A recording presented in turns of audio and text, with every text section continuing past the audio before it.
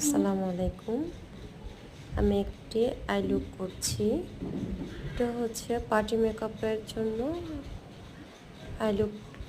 I লুকটা হালকা আমি কালার করে রেখেছিলাম।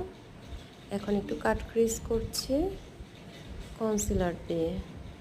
কনসিলারটা আগে একটু লাগানোর পরে একটু ওখানে আমি ভালোভাবে ফিনিশিংটা করে নিচ্ছি। ভালোভাবে ফিনিশিংটা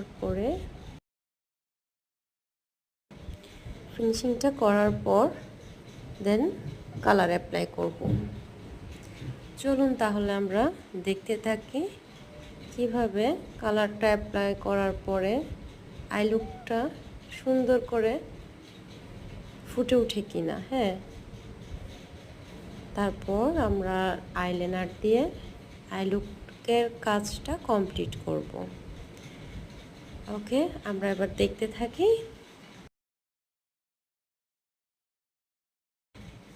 আমরা এবার দেখতে থাকি আমাদের আই লুকটা কেমন হয় লাস্ট পর্যন্ত।